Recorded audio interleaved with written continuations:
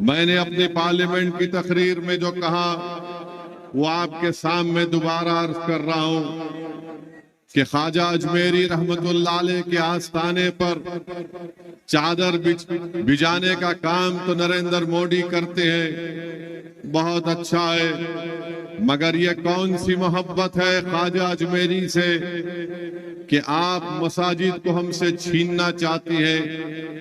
ये कौन सी मोहब्बत है कि आप दरगाह पर चादर तो बिछाएंगे मगर आप हमारे बच्चियों के सर से हिजाब को छीन लेंगे। ये कौन सी मोहब्बत है कि बिल्किस बानो को की अस्मत रेजी करने वालों को आप छोड़ देंगे।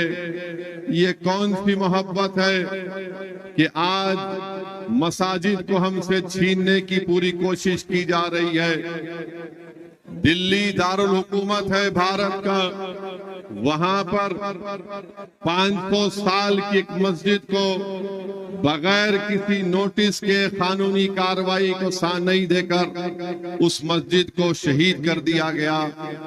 600 साल पुरानी मस्जिद को शहीद कर दिया गया और बाजू कब्रस्तान था, कब्रस्तान को भी शहीद कर दिए। और कब्रस्तान को जब शहीद करे तो खबरों से कफन निकल कर नजर आ रहा था। हम पूछना चाहते हैं ये क्या करना चाहती है बीजेपी इस मुल्क में।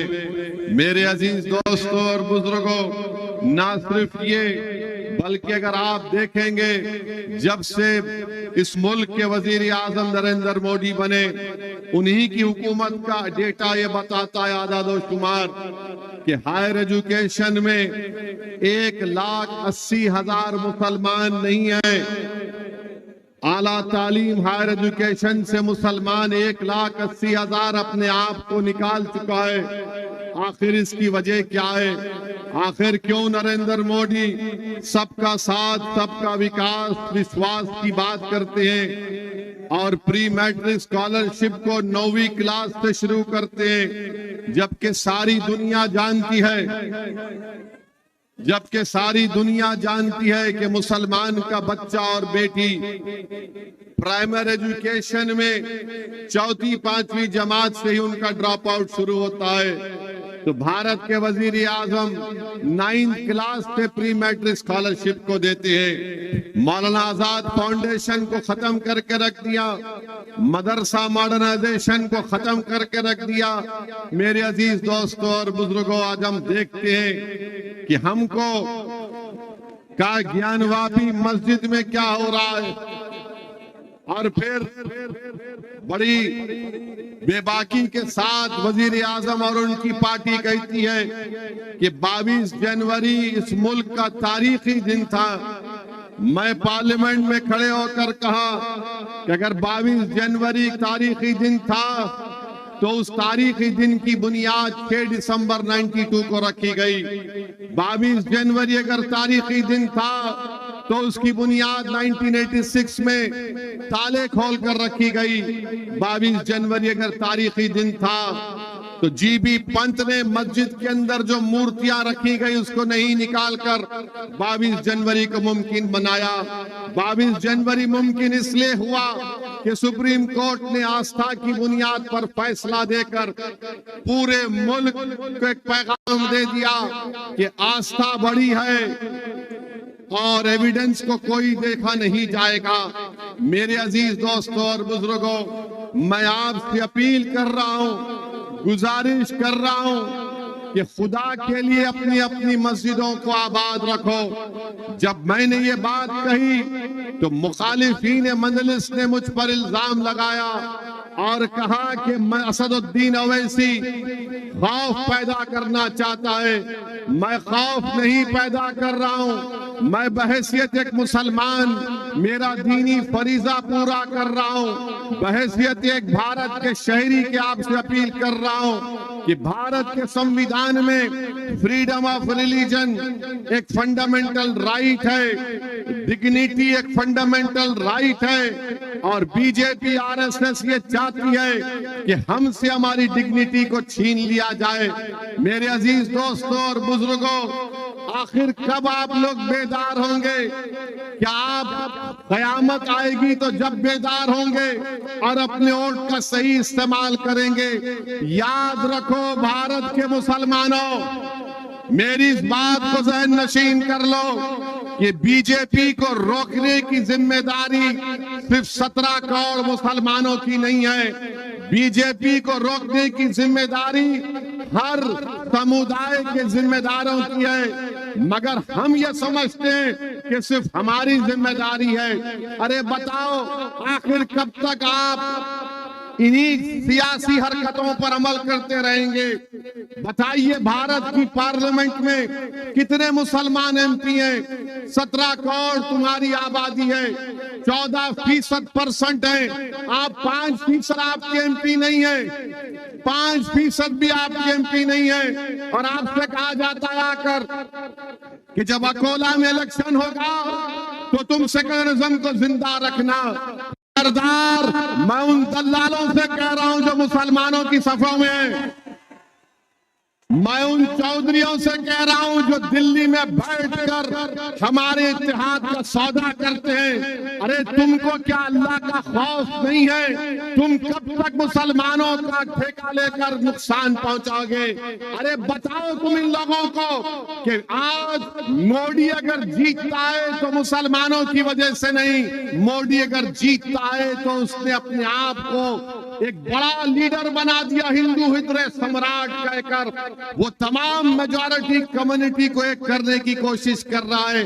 अरे नरेंद्र मोदी ने भारत की सियासत में मुसलमानों को मार्जिनलाइज करके रख दिया। आज भारत की सियासत में नक्शे में तुम कहीं पर नहीं हो। तुम अकोला की सरजमीन पे हजारों की तादाद में इस गुनाहगार और दीवाने की बात सुनने आए हो, मगर मेरे भाई बताओ, तुम्हारा भारत की सियासत में कहां है तुम्हारा निशान? बताओ।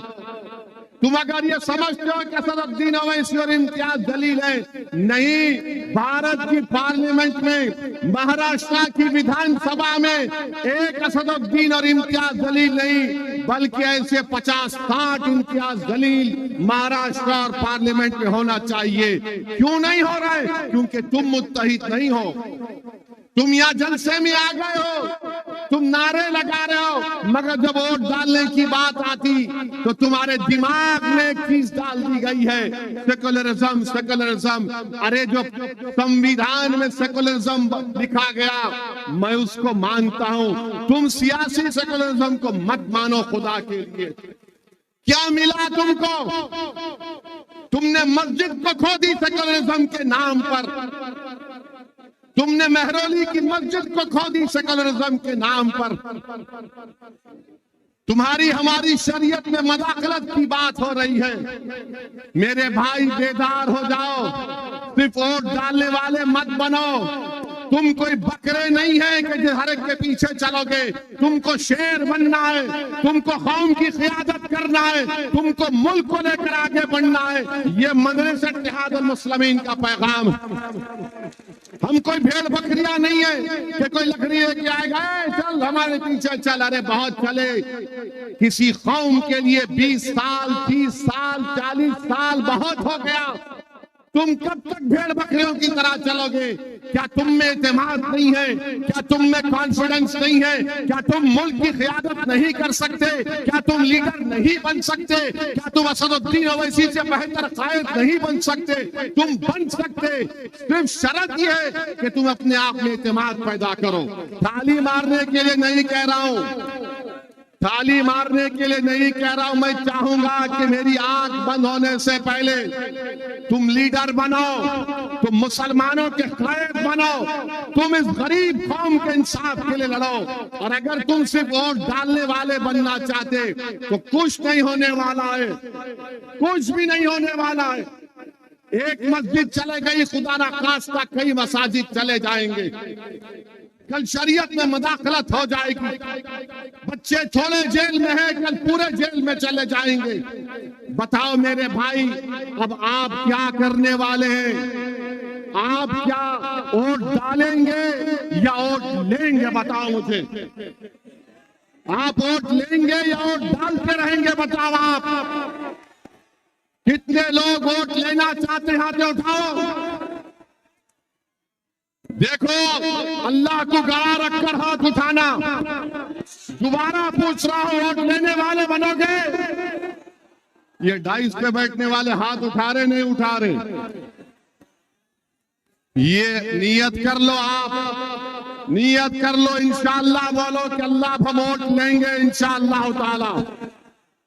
क्या महाराष्ट्र से आप इंशाअल्लाह ताला, महाराष्ट्र के आने वाले लोकसभा इलेक्शन में आप 3-4 मुस्लिम एमपी को कामयाब करेंगे?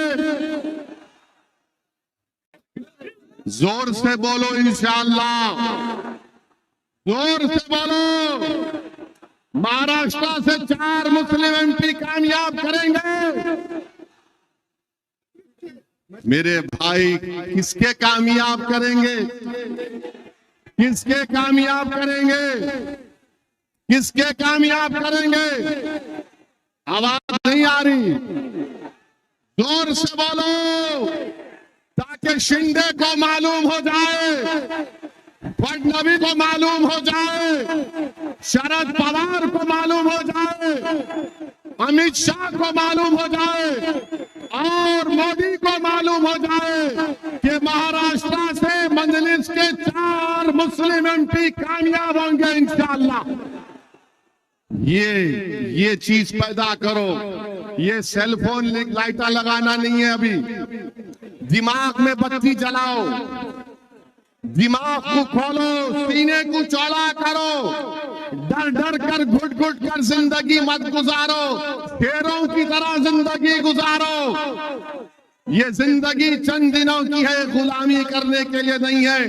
क्या तुम नहीं देख रहे मेरे भाई कि अशोक राव जो मुझे गाली देते थे, उनके चमचे जो मुझे गाली देते थे, आज मोदी के पैरों के पास बैठकर गपागप चाय पी रहे हैं। कल तक बी टीम बोलने वाले आज खुद मोदी के पास जाकर राज्यसभा की मेंबरशिप अशोक राव ले रहे हैं। मैं पूछना चाहता हूं, जो मुझ पर इल्जाम लगाते थे बी टीम का, अरे असली टीम तो तुम हो आरएसएस की, क्योंकि मैं सच्चाई को बयान कर रहा था तो तुमने मुझ पर इल्जाम लगाया। अब एक और मध्य प्रदेश का एक्स चीफ मिनिस्टर कमलनाथ, जिसको कहा गया कि इंदिरा गांधी का तीसरा बेटा, ये मैं नहीं कह रहा, उनका लीडर बोला, वो भी मुझे गाली देता था। अब सुना है कि वो भी जाने वाले हैं बीजेपी में। आप बताओ फिर कौन बी टीम है? कौन बी टीम है मेरे भाई? अजीत पवार के चमचे हम पर उंगलियां उठाते थे। असदुद्दीन अवैसी आएगा तो खुला कर देगा। मैं बोलता था, याद रखो अल्लाह इनके चेहरों को दिखाएगा।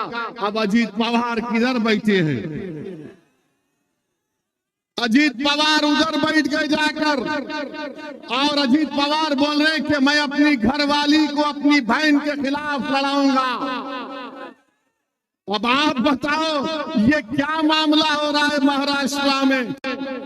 मेरे भाई, कांग्रेस के कई लोग बीजेपी में भाग रहे हैं। एक उनका बंबई का लीडर, है, बड़ा नमूना है। उसको खाली इफ्तार की दावत याद आती, उसके आगे पीछे कुछ भी नहीं। हैदराबाद को आया तो हैदराबाद में आकर बोलता था तेलंगाना के इलेक्शन में, असदुद्दीन ओवैसी के हल्के में जलसा कराओ, मैं आऊंगा। मंजलिस के खिलाफ करो, मंजलिस को रोको। अरे बेशरम, 1.5 महीने में तू चला गया बीजेपी के साथ। कहां गया तुम्हारा वो ईमान और खीरत की बातें करने वाले?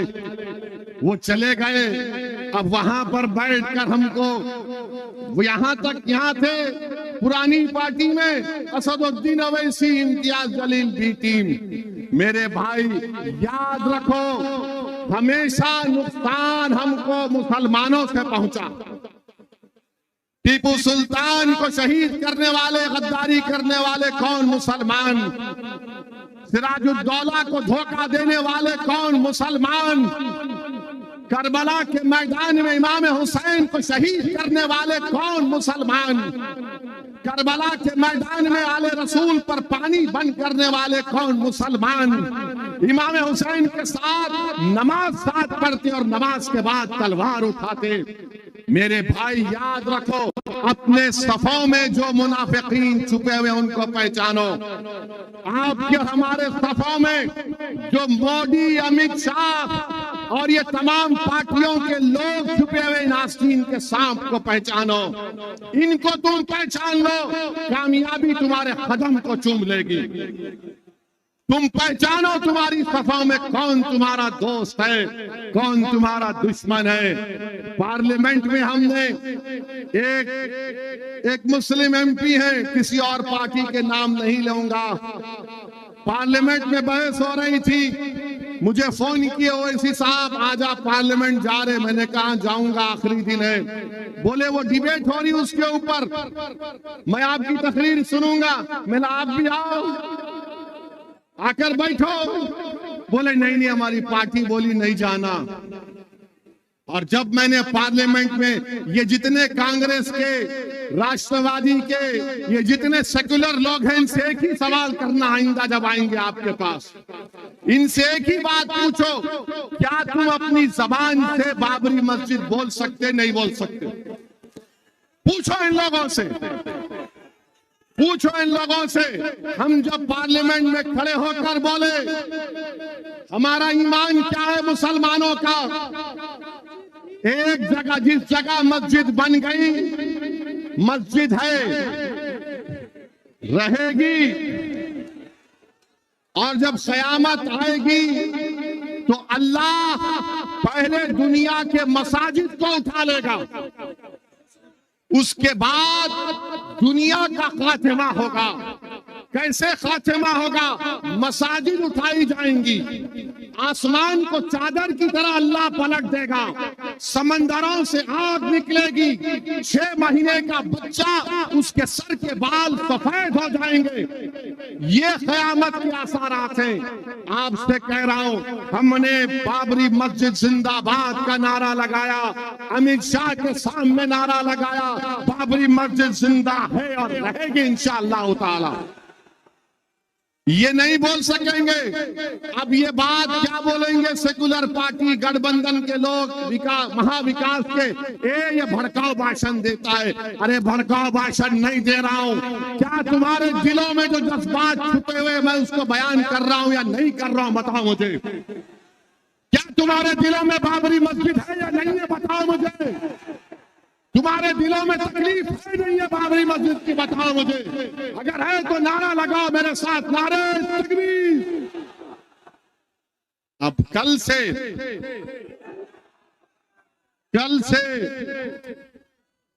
से ये तमाम तोते मैना शुरू हो जाएंगे। ओवैसी ऐसा नहीं बोलना था, ये क्या बोल रहा, ये क्या जरूरत थी, हो गया ना, ये सब खत्म करो, भूल जाओ, आगे बढ़ो। अरे तू अपने बाप को, अपनी अम्मा को नहीं भूल सकता तो मैं अपनी मस्जिद को भूलूंगा? भूल जाना है, खत्म कर। क्या कितना 30 साल हो गया? अरे 30 साल नहीं। यहूदी क्या करते? हिटलर ने 6 मिलियन 60 लाख यहूदियों को कत्ल किया। कब किया? 1930 में। हम 2024 में आ गए। हर साल यहूदी जू हॉलोकॉस्ट को याद रखते हैं, तो भारत के मुसलमानों को भी 6 दिसंबर को याद रखना पड़ेगा।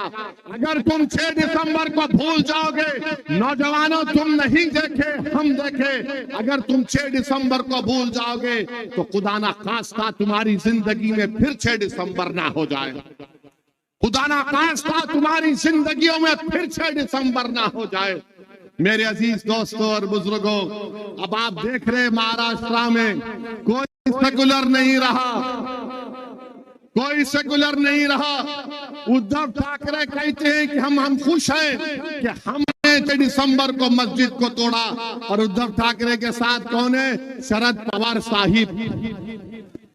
कांग्रेस के लीडर, और यही कांग्रेस आकर बोलेगी अरे भाई बचा लो। अरे आप हमको बोल रहे, अपने आप को तो बचा लो। पंजाब में सिद्धू जा रहा है, सुना बीजेपी में, वो लाफ्टर शो का होस्ट, वो जा रहे हैं बीजेपी में। कांग्रेस में फिर क्या होगा, ये कांग्रेस पार्टी वाले बताएंगे देश को। अब हमारे देश में क्या हो रहा है मेरे भाई, हमारे मुल्क में हर चीज जो मुसलमानों से ताल्लुक रखती है, नहीं नहीं नहीं, इसको नहीं रख सकते, इसको नहीं रख सकते। कोई बोल रहा है कि देश में रहना है तो ये बोलना पड़ेगा। हमको ले जाकर मुगलों से मिला देते। अरे भाई मैं क्या औरंगजेब का स्पोक्स पर्सन हूँ, मैं क्या बाबर का स्पोक्स पर्सन हूँ? मगर आपको बता रहा हूं एक चीज, या कितने लोग कुर्ता पहन कर आए? इम्तियाज जलील भी आए, आज नहीं पहने। कितने लोग कुर्ता पहन कर आए? मोदी भी कुर्ता पहनते ना, उद्धव ठाकरे भी कुर्ता पहनते ना। इम्तियाज भी बड़ा खूबसूरत दिखता कुर्ता पहन के। ये कुर्ता कहां से आया? ये कुर्ता कहां से आया? ये कुर्ता कहां से आया मालूम तुम्हारे को? अरे वो बाबर दिया जी कुर्ता। ये प्याज खाते आप लोग? प्याज कहां से आई? प्याज कहां से आई? औरंगजेब दिया जी है। हमारी बहनें लहंगा चोली पहनते ना, कहां से आया वो? नूरजहां से आया। अब आप बताइए, नहीं देश में रहना है तो ये करना पर कुर्ता क्यों पहन रहे भाई? तुम कुर्ता मत पहनो। कुर्ता पहनेंगे और फिर हमको गाली देंगे। हमको मुगलों से कुछ लेना देना नहीं है। अच्छा बार बार बोलते उन्होंने मस्जिद तो मंदिर तोड़े। अरे भाई मंदिर कौन तोड़े आपको मालूम? मंदिर तोड़ने वालों का नाम आपको बताता हूं। एक जम्मू कश्मीर का बादशाह था, राजा हर्ष। क्या नाम था उसका? याद रखो, राजा हर्ष के पास एक फौज थी। उसका काम सिर्फ इतना था कि मंदिरों को तोड़ना। ये बोलते ना ये मुसलमान भारत के नहीं है, तो कनिष्क का भारत का था? कनिष्क का था? बताओ आरएसएस वालों। पार्लियामेंट में बीजेपी के एमपी उठ गए, बोले बाबर के बारे में बोलो। मैं बोला पुष्पमित्रा संघा के बारे में बोलो। पुष्पमित्रा संघा के बारे में बोलो। इसीलिए बोलता हूं, पढ़ो मुसलमानों, खूब पढ़ो, नेक बनो, काबिल बनो, वकील बनो, हिस्ट्री पढ़ो, संविधान पढ़ो, ताकतवर बनो। तुमको कौम की क़ियादत करना है। तुम लीडर बनोगे या गीडर बनोगे? बताओ मेरे को। तुम लीडर बनोगे या गीडर बनोगे? तो लीडर बनने के लिए पढ़ना पड़ेगा, तुमको ताकतवर बनना पड़ेगा, मस्जिदों को आबाद करना पड़ेगा। अगर तुम सिर्फ सिगरेट मार के, पान खा के, गुटखा खा के चुट्टा मारे तो लीडर नहीं बनते, तुम गीडर बनोगे। तुमको अगर कौम की क़ियादत करना है तो अपने दिलों में अल्लाह का खौफ पैदा करो। मेरे अजीज दोस्तों और बुजुर्गों, वक्त बहुत कम है। हम आपसे सिर्फ यही अपील करने आए हैं कि अब की बार पार्लियामेंट के इलेक्शन में आपकी जिम्मेदारी है कि आप हैदराबाद, किशनगंज, औरंगाबाद और तमाम जहां से मजलिस के उम्मीदवार हैं, आप वहां से मजलिस को वोट देंगे। याद रखो, दलित, मुसलमान, आदिवासियों के लिए जब तक आप अपनी लीडरशिप को नहीं बनाएंगे, आप कामयाब नहीं हो सकते। आज आपसे मैं कह रहा हूं, जहां तक मेरी बात जारी, इम्तियाज जलील को मेरे साथ लोकसभा भिजाएंगे नहीं भिजाएंगे? बताओ। मुझे अकेला मत भिजाओ मेरे भाई, मेरे साथ मेरे साथी को भिजाओ। औरंगाबाद की आवाम को लाखों सलाम। आज आप सुनो, अभी खत्म नहीं हुआ, अभी 4 मिनट है, कहीं कूट रहे, बैठो ना। मैं इतनी दूर से आया तुम्हारे वास्ते। मराठा रिजर्वेशन, मराठा रिजर्वेशन यकीनन मराठाओं को दो, मगर मुसलमान क्या गुनाह करे? मुसलमानों में जो बैकवर्ड क्लास है दो। मैं हमारे मराठा भाइयों को मुबारकबाद देता हूं कि कल शिवाजी, छत्रपति शिवाजी की जयंती है। मैं आरएसएस के लोगों को बोलना चाह रहा हूं, आखिर तुम ये झूठ कब तक बोलोगे कि छत्रपति शिवाजी मुसलमानों का दुश्मन था? छत्रपति शिवाजी के पास 13 मुसलमान जनरल थे, उनका लॉ मिनिस्टर मुसलमान था, तोप का मिनिस्टर मुसलमान था। शिवाजी एक सूफी के पास बराबर जाते थे, तो शिवाजी मुगलों के खिलाफ था, छत्रपति शिवाजी इस्लाम के खिलाफ नहीं था। छत्रपति शिवाजी इस्लाम के खिलाफ नहीं थे, वो तो गरीब और मजलूमों का एक बहुत बड़ा बादशाह था। मेरे अजीज दोस्तों और बुजुर्गों, ये आरएसएस की कोशिश है कि शिवाजी मुसलमानों के खिलाफ था। अरे 13 लोग आगरा से शिवाजी भागे, मुसलमान उनके साथ। अफजल खां को जब शिवाजी ने कत्ल किया, मुसलमान उनका बॉडीगार्ड था। बहरहाल मेरे अजीज दोस्तों और बुजुर्गों, आने वाले पार्लियामेंट इलेक्शन में मुत्तहदा तौर पर अपने वोट का इस्तेमाल करिए, मुल्क को बचाइए। हम और आप पूरी कोशिश करेंगे कि तीसरी मर्तबा भारत का वजीर आजम नरेंद्र मोदी ना बने। क्या आप और हम मिलकर कोशिश करेंगे कि हम रोकेंगे नरेंद्र मोदी को प्राइम मिनिस्टर बनने से? आप मंजलिस के 4 एमपी को कामयाब करेंगे महाराष्ट्र से, इम्तियाज जलील को कामयाब करेंगे। जोर से बोलो, इम्तियाज जलील जिंदाबाद, इम्तियाज जलील जिंदाबाद, मजलिस इत्तेहादुल मुस्लिमीन जिंदाबाद, हमारा इत्तेहाद जिंदाबाद, जोर से हमारा इत्तेहाद जिंदाबाद, हमारा इत्तेहाद जिंदाबाद। मुट्ठी बनाकर बोलो, नारे तकबीर, नारे तकबीर। बहुत बहुत शुक्रिया। अस्सलाम वालेकुम।